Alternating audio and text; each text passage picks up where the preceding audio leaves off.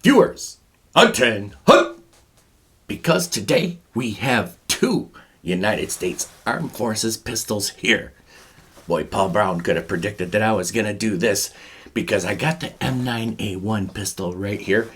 And since I got this, that means I have over 100 years of military pistol represented on this here table. And I am very proud to bring them to you, especially because they're mine. But here they are. We've got the M1911 representative. This is an American Tactical Imports 1911, but we'll let this stand as the representative. It is a pretty good 1911. The American Tactical Imports 1911 and the Beretta M9A1. And I did opt to go with the M9A1 and not the 92FS per marketing standards today, because I wanted the one that would be most closely carried by the United States Armed Forces. I'm kind of that way. And as I'm doing this too, of course, I've got the table all decorated with my own sea bag and some of my hardware. American flaggage right here. So we are definitely going with the theme. Yeah, here we go. So we've got two American military pistols, and let's go ahead and start with the 1911. Let's start in order of age, and let's go to Grandpa here. The 1911 was indeed adopted by the United States Army in 1911, and it was put into service by the Navy and the Marines in 1916, if I'm not mistaken. So it wasn't long after the Navy and the Marines adopted the 1911 as well, and for a good reason. This has been a very good pistol, and as all of you know, this has stood the test of time. It is still around today. Some of the armed forces are still actually using 1911s, as well as police forces around the world. So this has been an excellent design. The 1911 did not see its first action in combat until 1916, though, against Mexico. So from Mexico on, here we are, the 1911. How racist. So this is a 39-ounce handgun, which makes it pretty hefty to carry. And it has an 8-round capacity. So for today's standards, this wouldn't be considered a fully adequate handgun to carry. In my opinion, it would.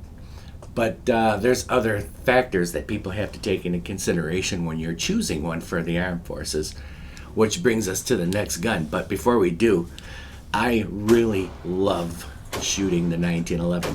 This is a very flat shooting handgun, and you can expect that of most 1911s because most of them are built mostly the same. Now, of course, you can talk to me about guns like Cabot guns and Wilson Combat and stuff like that. I'm not talking about the fit and finish quality and all of that. I'm just talking about the natural behavior of the 1911, not the foo-foo got back from the parlor behavior of the other ones. 1911 is a flat shooting, easy to handle firearm, easier to handle than some people would think, because a lot of people hear 45 ACP and then they get a little bit spooked because it's a bigger round. But in a gun that is 39 ounces, it is easier to handle than many people would think. A lot of people love the 1911, and I am included among them. And so the 1911 is chambered in 45 ACP. Here's a 45 ACP right here. And from 1911 until 1986, the 1911 was in service, and then it eventually got replaced by the Beretta M9.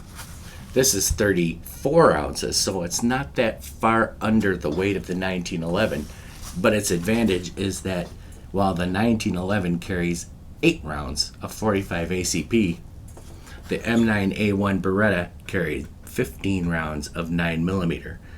But then as modern advances caught up to the rounds, 9mm is not that too far off in power from the 1911's 45 ACP.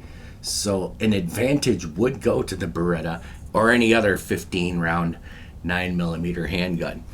And the Beretta M9 was competing with Sig Sauer's P226. And of course, as we all know, Sig Sauer's are very expensive. Sig Sauer did not get it because they were pretty much more expensive. So now what they're actually considering is replacing the M9A1 with the Sig P320, because Sig Sauer found a way to make a pistol that not only Thurston Howell III and Donald Trump could purchase. So the SIG P320, they were also going for the modularity. So we'll be seeing that soon.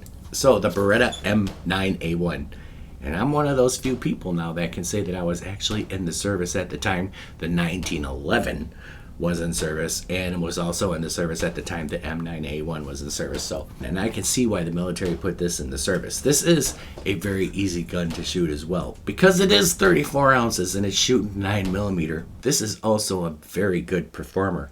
And this is a very smooth handgun. The slide for the M9 Beretta is one of the most remarkable things because it's just so smooth. Look at that, nice and slick. Like getting a Nuru massage from Danny DeVito. Very smooth. And it's an accurate handgun, as a matter of fact. This 2-dot sight setup right here, it really works for me. Now, some people had complaints about that. I don't have any complaints about this. But I think that the military made a very good choice, considering it was the 80s when they put this into effect. And of course, today, they would have made a different decision. But in the 80s, for the 80s, this was a very good gun to go to. So Beretta's had a great reputation already. Of course, they've been in existence for well over 500 years, starting with cannons and stuff like that, if I'm not mistaken. And of course, now they're making these little mini cannons like this. It has been time and quality proven throughout its existence. It is a beautiful gun. To some, it's a beautiful gun. I've heard people say they don't like the design of the Beretta, but I love the design of the Beretta. And when we compare the two of these handguns, of course, you know, they both look pretty cool in their own way. When I was a kid, you know, we used to play Army outside. Me and my friend Rob and Bill and stuff, we used to play Army. And I always wanted a toy. We used to call them 45s because we didn't know they were called 1911. I always wanted a toy 45, one of these things, because it would have been really cool. Never could find one, but it would have been really cool. But this was the gun that I could always imagine myself carrying. And we would always call ourselves Joe and Mac. Those were the names that we gave because they were very U.S. Army type, G.I. Joe type of names. But hey, you know, this was the stuff that imaginations were made of. And then later on, you know, the United States military went with the M9 and had 15 rounds of 9mm. So they won by way of capacity and probably about 5 ounces less for the Beretta M9. And so the United States military made two very excellent choices for our service pistols. They had their reasons for choosing each of them, but I'm glad they did. And so I was happy to bring them here to you today. Now, I didn't go fully extensive into the histories of these guns because that's not necessary. I'm bringing you this video for entertainment purposes, and no one's testing you at the end of it. If you want to know more about these guns, you can always look it up. But here we go. This is the M9A1, today's service pistol, and the M1911, the service pistol of yesterday. Here we have well over 100 years of military service represented on this table here today. And folks, I appreciate you watching. My email address is scrolling across the bottom of this screen as we speak right now. That's tooimproper@gmail.com. Write and I will answer you, provided you're going to be polite about whatever it is you have to say, and if I've got the time. Thanks for watching, folks. God bless America, and keep on protecting your families, yourselves, your country, your flag, and its honor, because it is always the right thing to do. At ease. And